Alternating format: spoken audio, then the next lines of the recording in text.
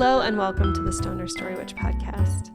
Before I begin, I want to make an announcement that my teacher, Carmen Spagnola, whose work I reference plenty of times throughout this season, is offering a free week on her Numinous network. It is, I'm hoping to release this episode on the new moon on September 2nd, and her free week begins September 9th through the 15th. And that means that you can just join the Numinous Network at any point during that span of time and then get a free 7-day trial. It is super reasonably priced, even if you do stick around longer than the 7 days, but you are welcome to hop in there and check out any of the courses that she has there and live events. She has embodied attachments. She has the safe and sound protocol, a lot of education on the vagus nerve and attachment.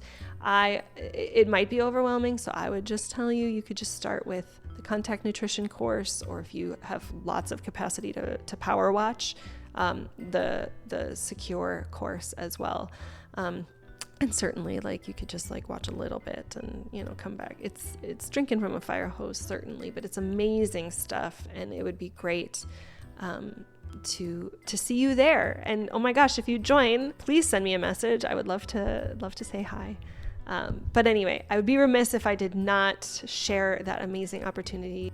This is, I believe, the final episode of season 1, or I guess it's kind of my experimental season of the podcast where I featured the story Little Women. I just kind of want to arrive for just a second. I am feeling a little more anxious than usual today because I'm trying something different, something new to me. And that is, I am recording this episode with very few notes and very little runway time, and just a commitment to get it out. I'm really feeling like I'm in this threshold moment. My kids are about to start school tomorrow. I just got back from a big visit to Canada as well as Minnesota to visit family and friends and beloveds. And returning back here to Costa Rica, and just there's just been a lot personally that has been happening that honestly feels too personal to share out, but also feels really relevant to the theme of today's episode, which is creative process itself, reflecting on, getting a little bit meta and just reflecting on kind of the impact that this podcast has on my life, or the significance, I guess, of this podcast on my life, and just the larger context. So this episode is not really about Little Women. I think episode 0 and this episode are kind of bookending this season for a reason. The first part is going to be me reading the outline that I had originally written for this episode back in March, when I was kind of piecing out, and I knew that I needed to have a final episode that wasn't necessarily about Little Women, but was about the process is the purpose, getting a little meta, and just what does the purpose of this, what is the context of my life that this podcast is happening. Similar to, I guess, Little Women, and how it's inviting you to get a little bit meta and seeing the relationship of that book within the author's own life, that the story is not just about the story, but also about the process of that story getting out. And so maybe that was the big lesson of Little Women. And then I also want to kind of just give a little bit of naming to what this past year has been like. This last year feels like there are parts of it that would feel helpful for me to put it out there in some sort of public way. And certainly there are things that I need to process still privately as well as personally with people that I actually know, in real life and real time. And there is some weird threshold that I'm noticing by just putting things out there in the public space. There is something truly liberating about creating a work that has been nagging at you for years and has felt too scary to do, and just the work of putting it out there, and fucking regardless of if anybody listens to it, there's just something about the letting go of the fucks and just like, it's out there. I'm putting my podcast out there not because I need to be witnessed. It's an offering. I am taking a facilitator training with Carmen, and I just keep coming back to being a place where people in my community can just come together for just deep witnessing. I also think that there is such juicy invitations into stories that I'm feeling a desire to create some sort of framework for diving into a dear story of your past. Whatever that means to you. It could be, like a family lore, like within your family, that there's just some big story that, about your great-grandfather or your, great-great-aunt or something. But it could also just be what's a story that has really thrilled you at any stage of your life, whether it was a favorite show or movie as a child, or a more recent movie as an adult. I have lots of doors, like lots of little thresholds, I guess I'm sitting at, and I know that I need to kind of step through this one.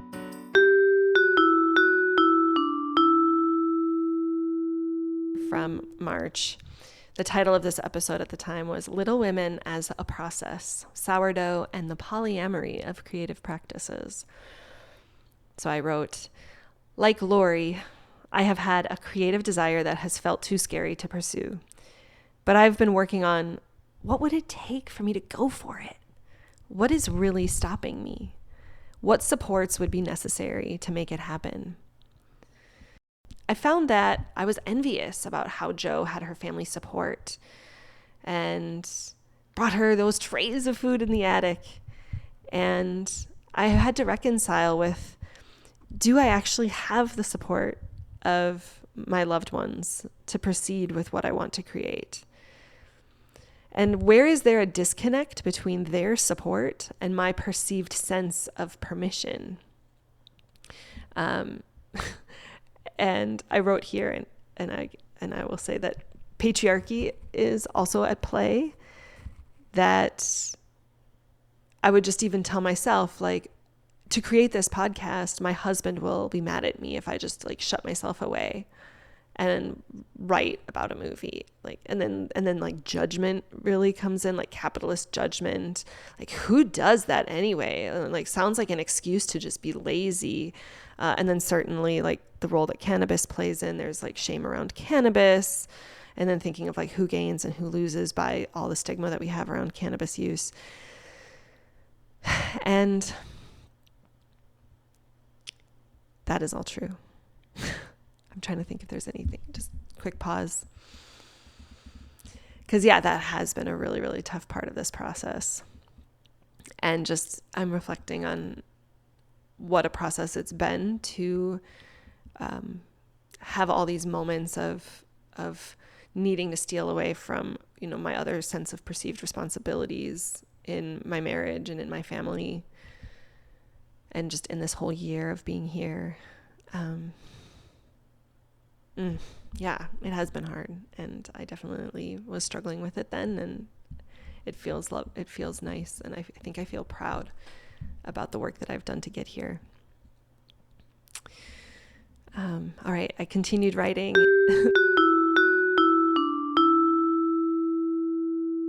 I don't think it is a coincidence that Orpheus comes to Eurydice as she's remembering a field of flowers.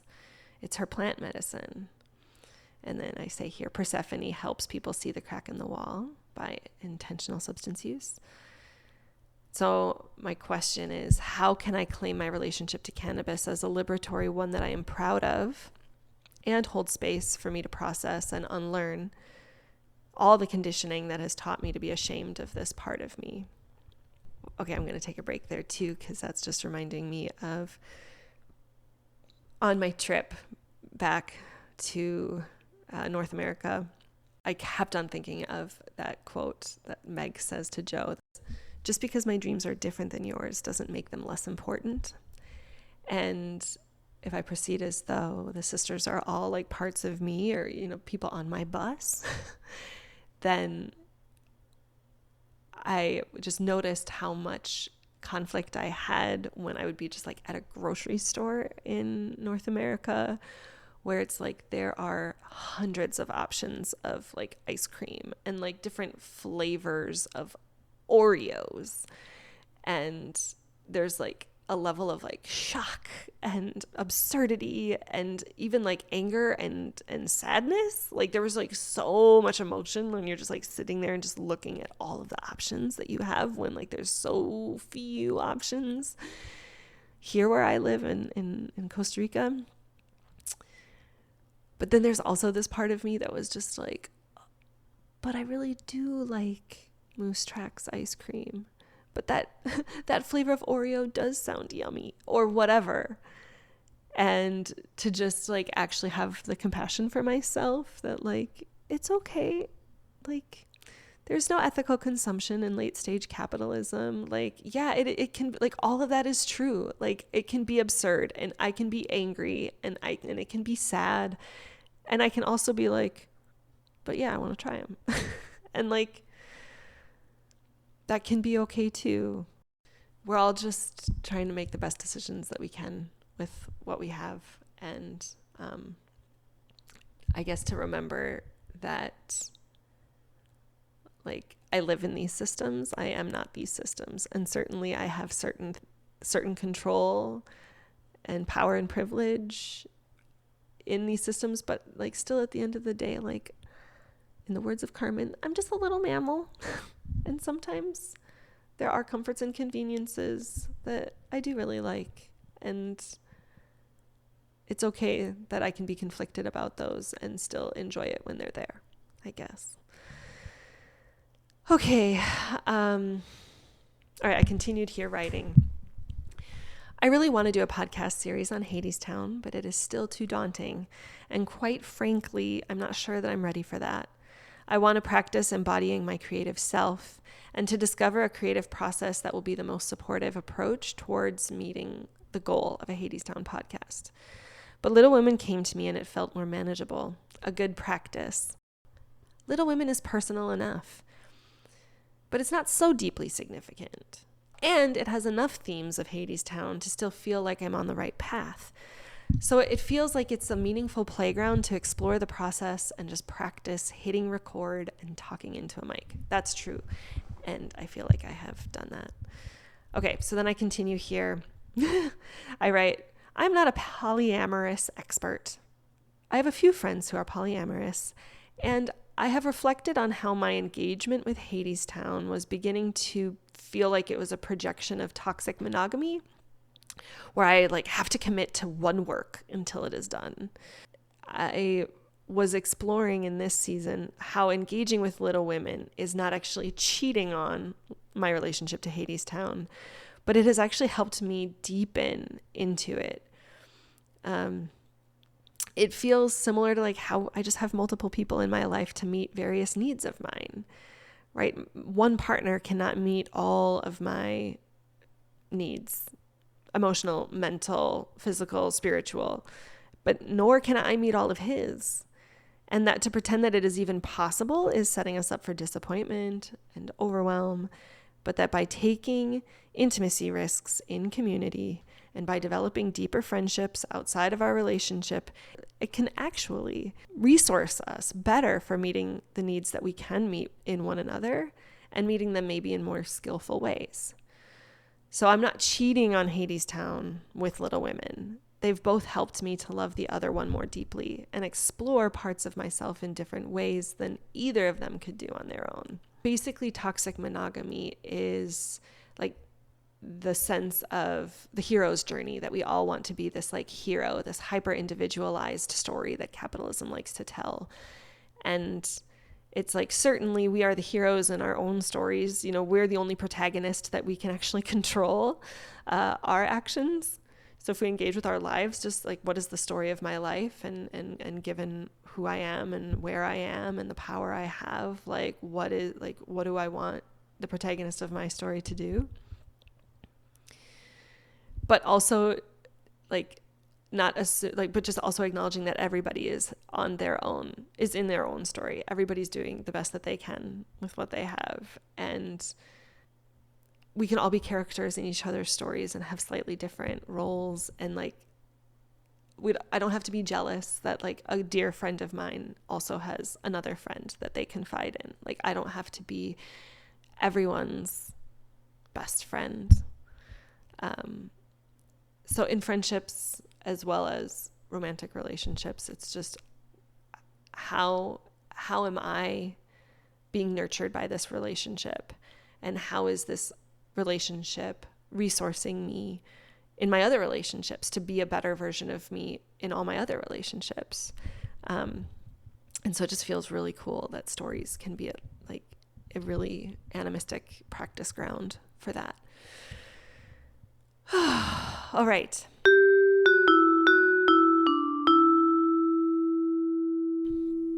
I continued writing. I have to reconcile with the patriarchy in my marriage, my shame around my relationship to cannabis, and also the ideal of what a good mom is. Capitalism likes to tell women that you can buy a stationary bike or take a bath as self-care, or maybe that you need to be that boss bitch so that you can model to your kids that women can navigate the capitalist patriarchy by ruling over it.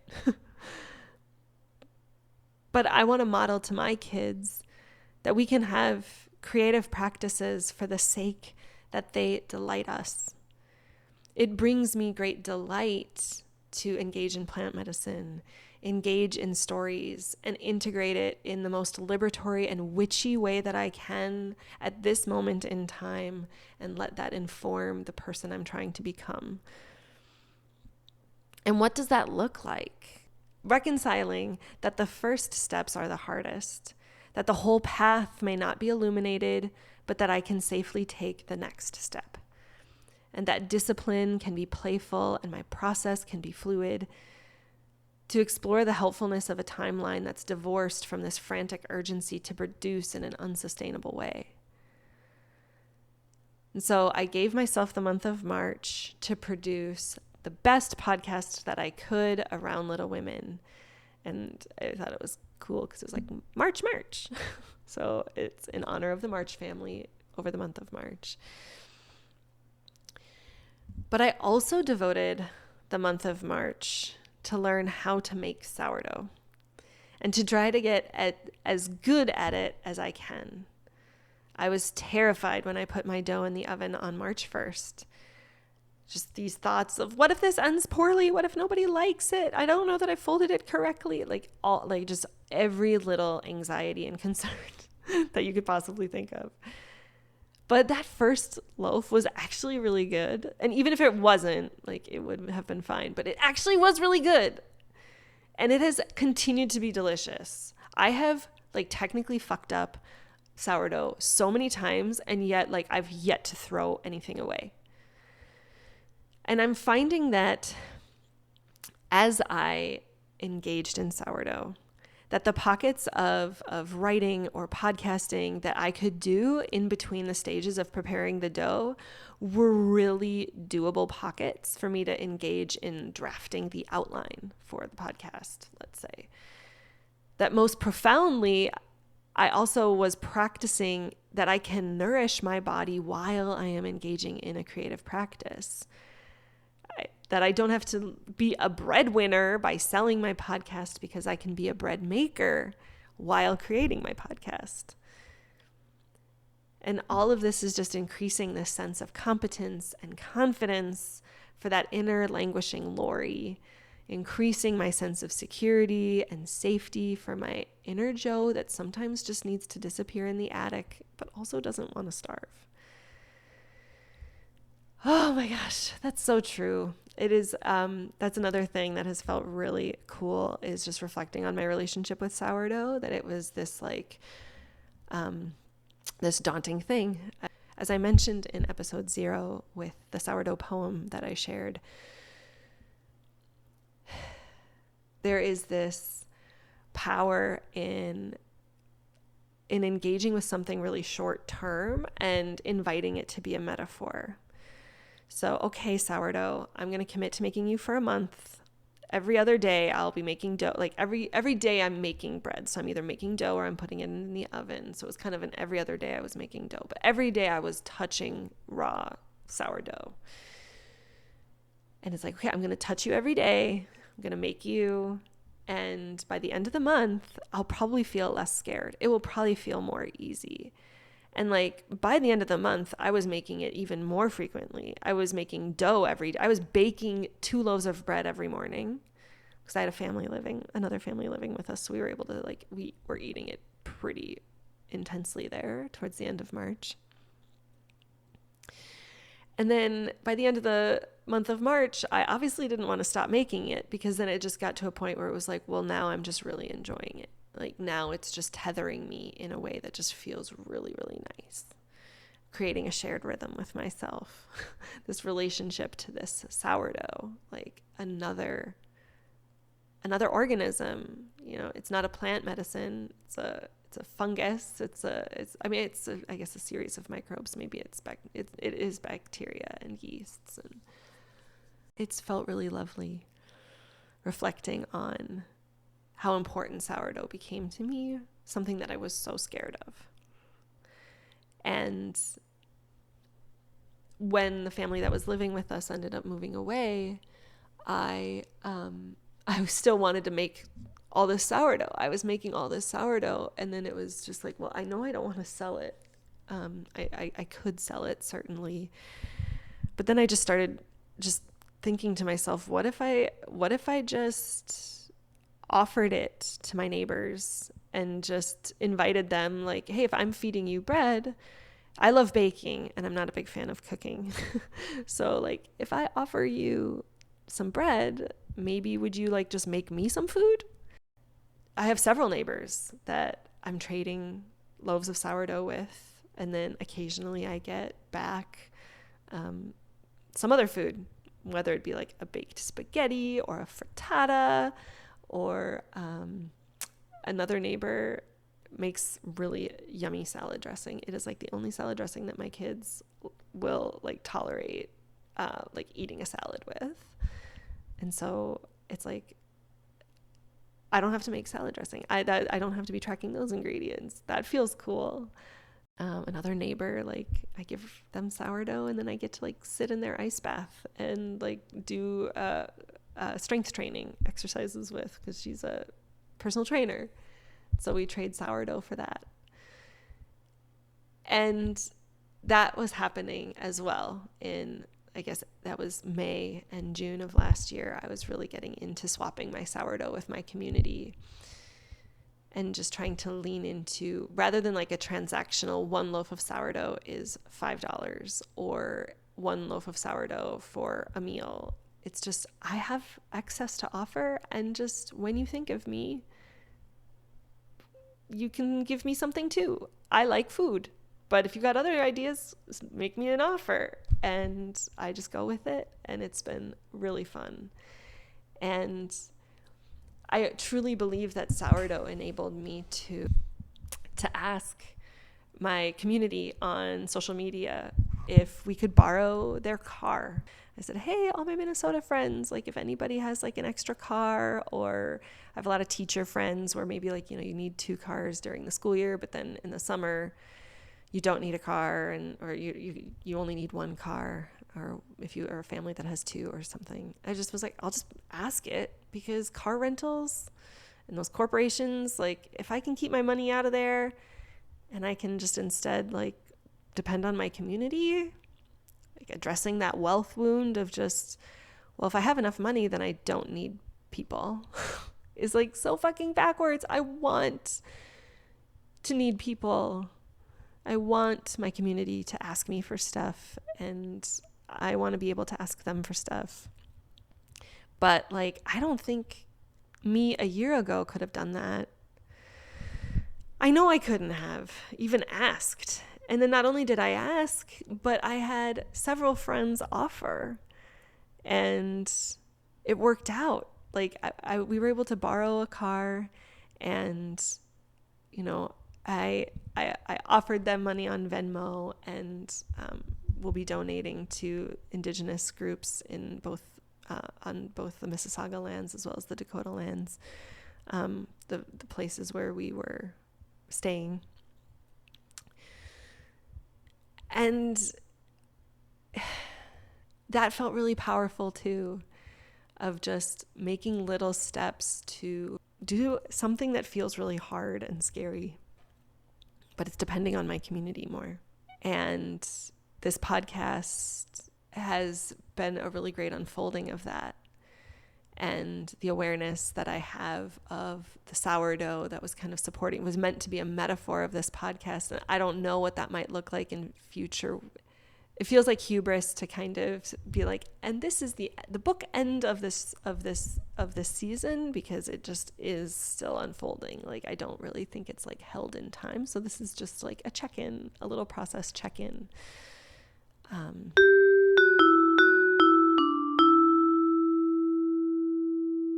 So one part of my process that I want to share today is that last September, I took a really big intimacy risk.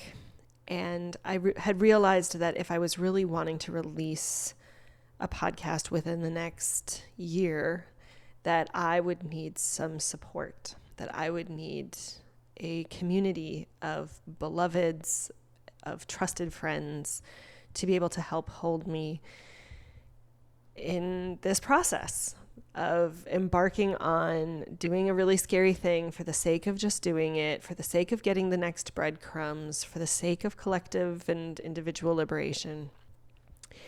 And it was kind of a series of downloads that I was trying to think of, what's my next step for the podcast? What's my next step for the podcast? And all I could think of was, I need to email these people in my life and ask them to be a part of something to help support me. And so I am feeling called to share that email or the content, some content of that here, and perhaps reflecting on it, because I'm coming up on a year from when I wrote this email, and that was a very private and personal thing. And there just feels like there's probably some breadcrumbs here, and now feels like, it's a full circle. I'm coming back around to the beginning. It's this spiral in honor of the next full moon in Aries, which is going to be, I believe, October 17th this year.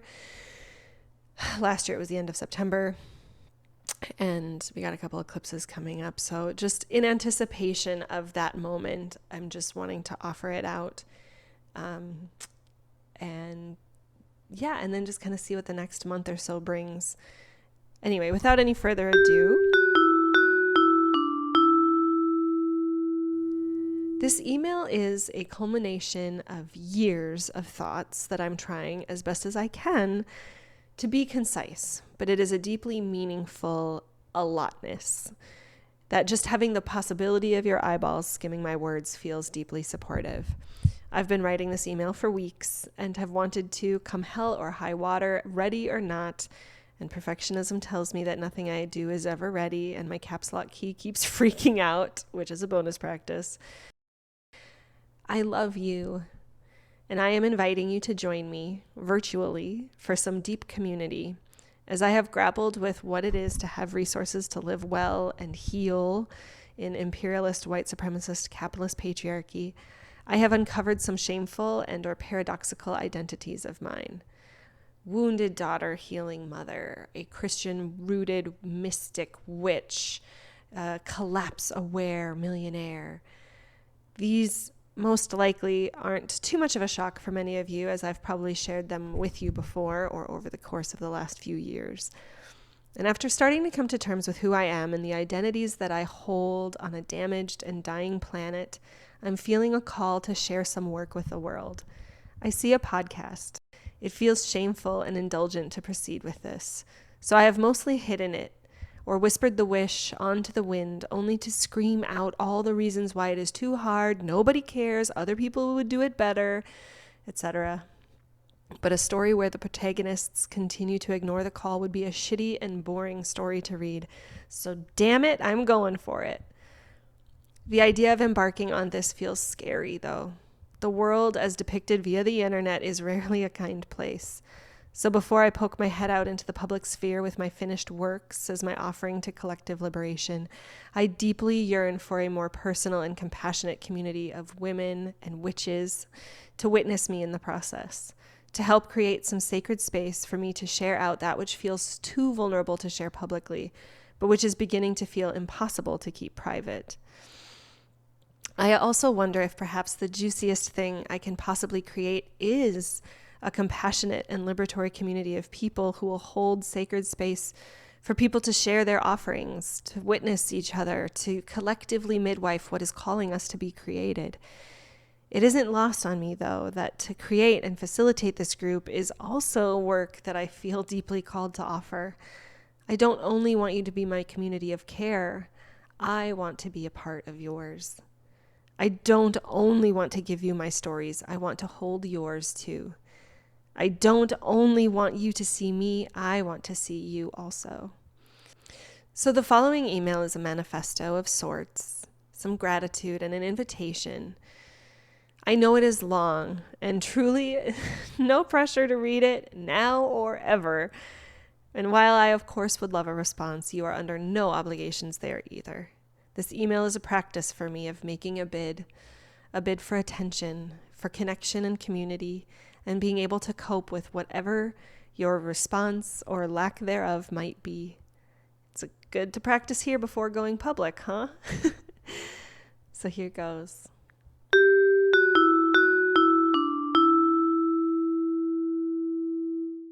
All right, so here's my manifesto. I wrote paradoxical identities as a spiritual path. I have learned that a great source of shame that I carry comes from the seemingly paradoxical identities that I hold in an overculture that is bound up in binary thinking, desiring to put me into simple and clean categories, allergic to nuance. Therefore, spending time reflecting on my paradoxical identities has allowed me to invite the possibility of integrating parts of myself I thought I had to abandon. A science teacher who loves astrology, a wounded daughter striving to be a healing mother, a DARE essay winner who loves plant medicine, a formerly evangelical Christian and current witch who doesn't want to culturally appropriate spiritual practices, but whose ancestors gave up their communion with the divine in order to assimilate into whiteness. The more I entertain the paradoxes, the more I see myself, the more I see the path that my spirit is on this earth, in this moment, and in this body. And as you know, I have moved to Costa Rica. And because you are a close friend, you also probably know that I grapple daily with what it means to live well amidst collapse, working through the shame of what it means to have easy access to healing resources in such an unequal and harm-filled world, and choosing to hear the whispers of hope through the cacophony of cynicism. To sum all that up, I will share my most shameful paradoxical identity of collapse-aware millionaire, a download that came to me almost a year and a half ago, grappling with what it is to have access to more than enough resources while conditioned in capitalism that there is no such thing as enough, more is better, how my ancestors traded in our humanity for perceived security, never learning how to actually feel, avoiding discomfort and grief, therefore unable to feel satiation, ease, and joy, or even know what it is that I want outside of what I am told is worthy of wanting. So the questions are, how am I imprisoned by capitalism when for all intents and purposes I have won? How am I imprisoned by racism when my racial identity carries the most racial privilege? Accepting that our default programming is an internalization of imperialism, white supremacy, capitalism, patriarchy, and that while we are all imprisoned by these systems, to very different degrees, of course, but it is still captivity across the board, how can we practice liberation.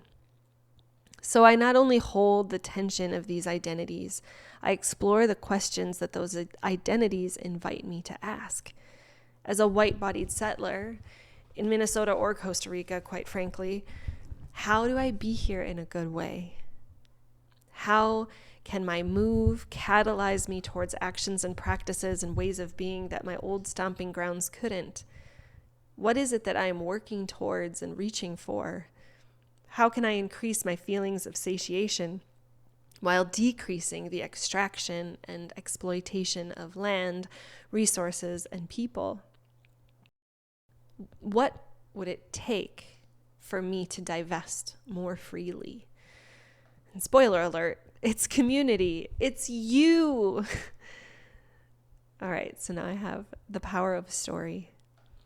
I have been grappling with these themes for over 2 years. I have found resonance in stories. In particular, the stories where the rich guy, it's pretty much always a guy, yeah, realizes that the richness of life is held outside of a bank account or professional identity. Greatest Showman, Mary Poppins, It's a Wonderful Life, Ebenezer Scrooge, just to name a few off the top of my head, make the anti-capitalist transition seem so easy and quick. It's as if the pressures of the system and the embodied practice of their lifetime can just disappear once they realize that they have sacrificed their humanity at the altar of capitalism. I have learned that it takes 300 repetitions for something to become muscle memory and 3,000 repetitions for something to become embodied. The will to turn over a new leaf in alignment with newly discovered values is not enough. We need embodied practice. It is not enough to want to escape captivity. I must practice liberation. So then, when I allow myself to just be, I find myself in moments of spaciousness, realizing that the most meaningful way that I spend my time right now is really through unpacking the lessons of liberation and spirituality through the context of stories and archetypes. That is reading books and watching movies and reflecting on them, writing about them. Spending my time this way feels so indulgent that I'm wasting my time or that I maybe somehow need to earn it in some way. But then I wonder, what if the fact that this feels indulgent is a sign that it is a right course of action for me? What if the fact that this work is consistent turbulence during my meditation isn't an inconvenience, it's a meaningful purpose? And what if our quote-unquote purpose is just doing what feels meaningful? What if the purpose of life is to actually deeply feel and be moved by life itself? And what if our relationship to art and story is where life can peek out at us through our conditioning, begging us to free ourselves? How truly radical is it to, as Mary Oliver writes, let the soft animal of my body love what it loves? What if reaching towards the things we care about was honoring the drive of our spiritual selves? And what if we reframed indulgence as following our deepest intuitive yearnings? Capitalist conditioning be damned. So now I have a new section, Stories as Liberatory Technologies.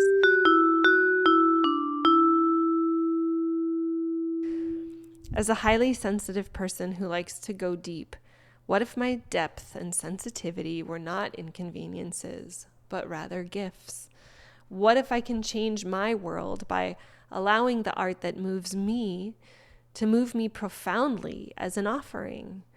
By lingering in the 1 teaspoon more moment of a song that has been running in my head since 2005, or the musical that I've been obsessed with for 5 years, being enchanted by children's media, I am bit by bit unlearning my conditioned tendencies in capitalism and how stories can provide maps to navigate our liberation journeys.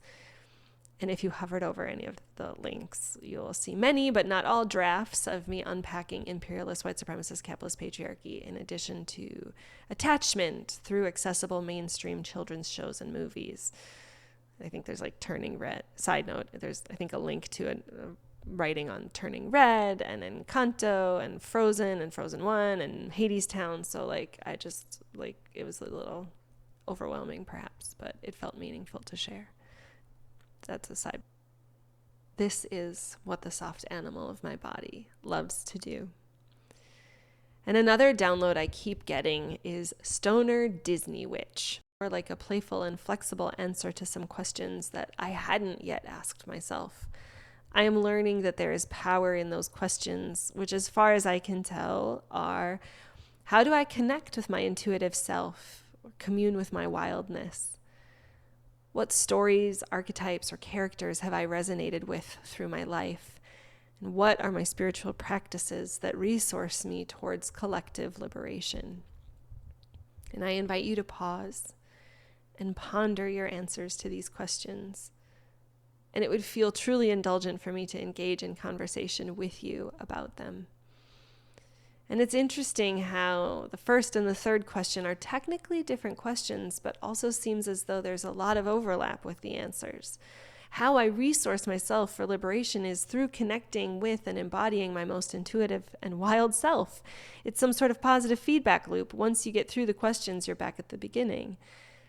And also, while Disney is a shorthand for much of the media that I consumed as a kid and now as a parent, I also find something very powerful in the juxtaposition of identifying myself as a Disney witch, or I guess a story witch, side note. Because my positionality in imperialist, white supremacist, capitalist patriarchy does position me as a villain in someone's story, I can also question the larger context. Why do witches have such a bad rap after all? And let's take the Little Mermaid as an example. But before I get ahead of myself, the only rule when I analyze stories, and a very helpful rule in life, is that I don't villainize people. The only villains are imperialism, capitalism, white supremacy, and patriarchy. Characters and stories are archetypes or symbols, and we need to relate to them in that way. And if our life is a story, we contain all the parts. Every character, every landscape is contained within us. So if I'm a reflection of the Little Mermaid, I have within me two worlds that I am straddling, the land and the sea, a goal, in this case, life on land, Prince Eric, an obstacle like King Triton, maybe an accessible solution through Ursula, competent protectors and guides like Flounder and Sebastian, my unique talents and gifts, in this case singing, and some uncomfortable questions that we as the story may choose not to talk about based on trauma or our environment. So the attachment wounds of King Triton, the abandonment wounds of the never-mentioned mother's absence. Ariel deeply wants to explore land, and it is so obvious that the patriarchy is the villain of the story under the guise of protector. It's Ariel's obstacle in the form of King Triton. But Disney would have us believe that Ursula is the villain.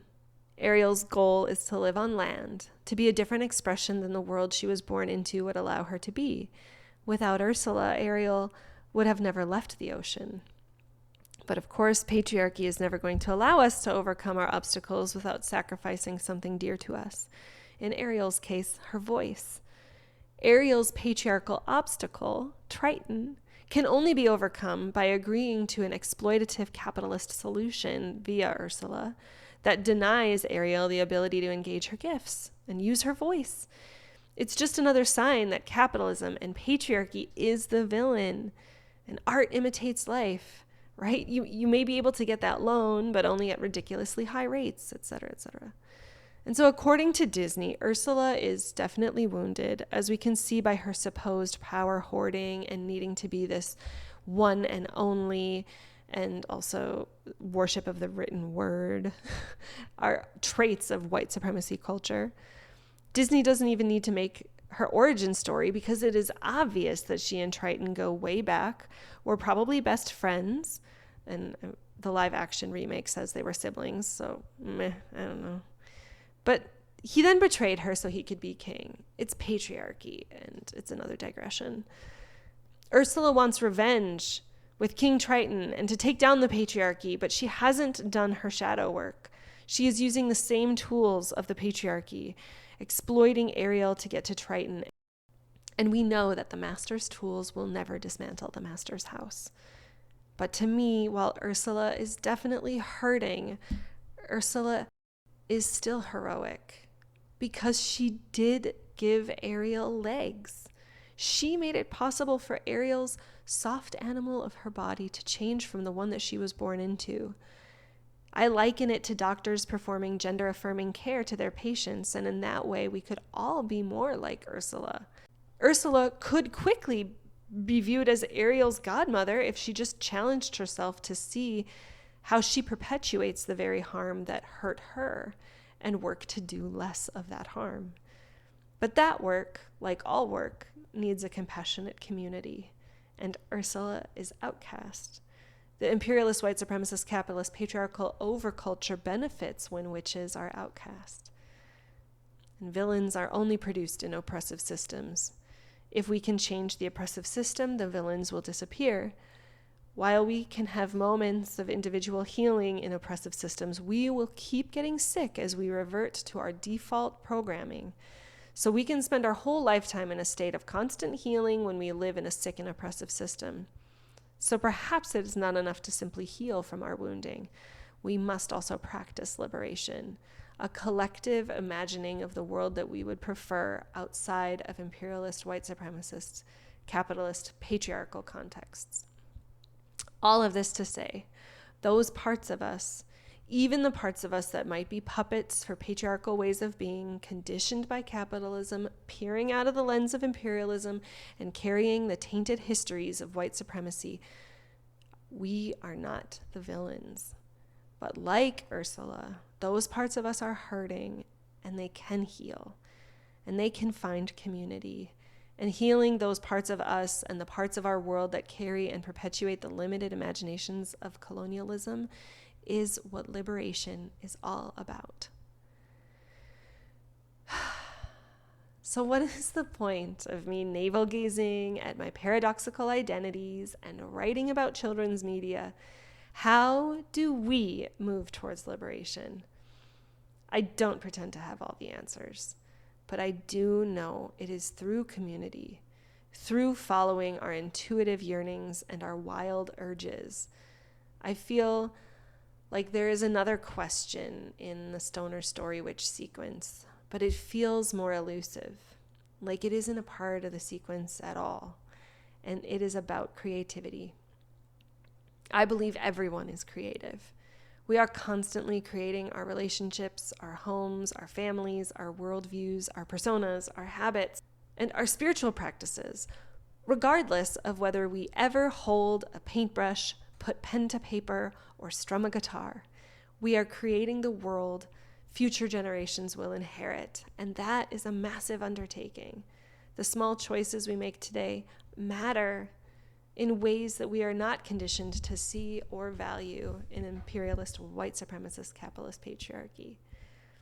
By exploring my paradoxical identities in safe enough spaces, I am creating the conditions to become a wise elder, actively creating myself. As you have seen, a strong urge to talk and write about children's media, there is some work that I am feeling called to create and uncover, and it feels exciting and terrifying and overwhelming. I also feel lonely, but I know I am not alone because I also see you. You have played a huge part in my self-creation, those safe enough spaces, giving me security and confidence to even be writing this email to begin with. You have created softness in an overculture that demands that we be hard. You have kindled vulnerability in an overculture that values that we be tough. And we have fostered our community in an overculture that tries to keep us isolated. And you have danced with me among the paradox.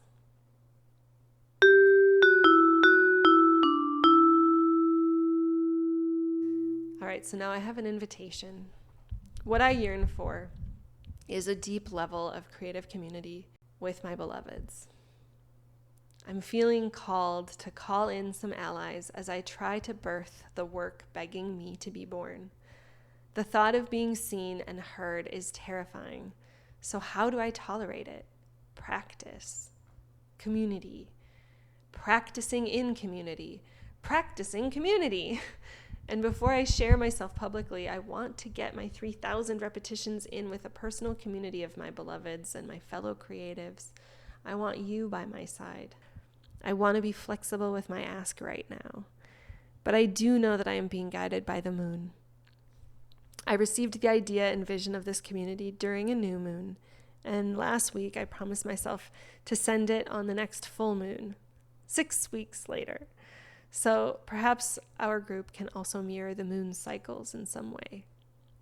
So please ask yourselves some questions and sit with these for a while. How did it feel in your body to read all of this or to hear all this? How do you feel about being involved in some community of fellow creative folks? Are you able to tolerate this community of seeing others and also being seen? What would you feel comfortable saying yes to? Does any of my yearning resonate in you? What type of community would feel so compelling to you to join that you would feel you might wither away if you had to say no? And it is extreme, I know, but I think it could get us good data. I am going to keep pondering these questions, but right now my invitation is just, will you join me in co-creating a creativity coven where we can see and support one another as we explore who we are, practice community, embody liberation, and create the world that we want to live in? Much love, Kristyn.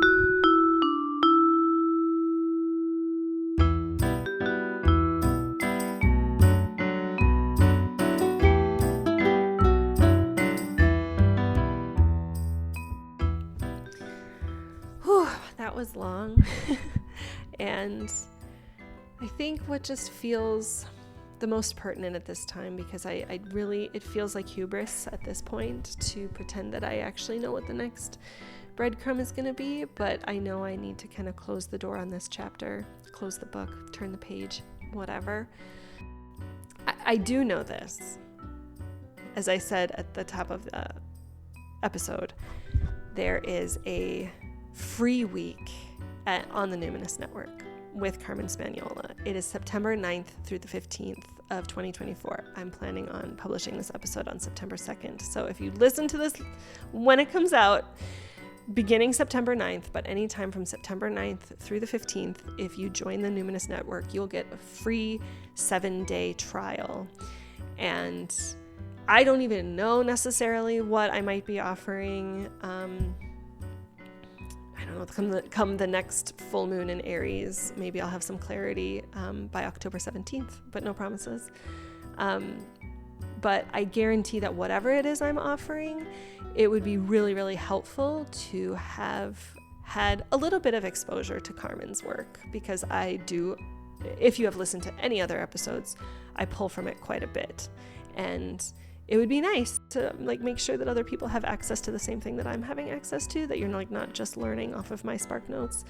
So if you have the ability to just hop on to the Numinous Network at any moment between September 9th and the 15th to just join the Numinous Network, and then you get 7 days after that, so you can start on the 15th and go through the 22nd, let's say. I highly recommend her Secure Attachment course. And if that is a lot, that's kind of a lot to power watch, but if you can't handle that, then even just the Contact Nutrition course, those are just shorter and they go into the kind eyes, vocal prosody, safe touch, shared rhythm, and ingestion behaviors.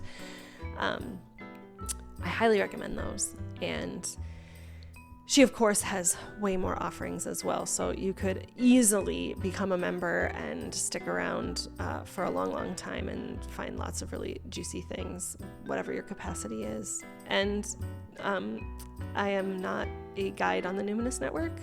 I receive no discount or anything for my membership. I'm not a paid affiliate or anything. I'm only recommending people who have offered work that has been very monumental to what it is that I'm reaching for in this world. So I recommend Carmen highly, and would love to see you there. If you're in the Numinous Network, by all means, reach out to me, say hi, email me at stonerstorywitch@gmail.com. reach out to me on social media, Stoner Story Witch on Instagram, and I look forward to seeing what the next season holds. I have ideas. I'm holding them a little bit close to my chest, and I'm really hoping that in the next seasons I will be having more conversations on the podcast as well. So stick around. Thank you so much for being here.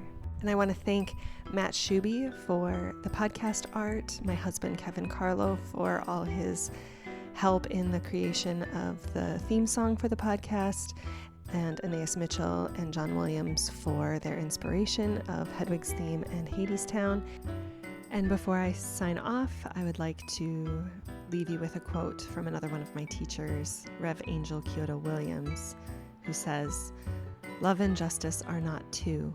Without interchange, there can be no outer change, and without collective change, no change matters."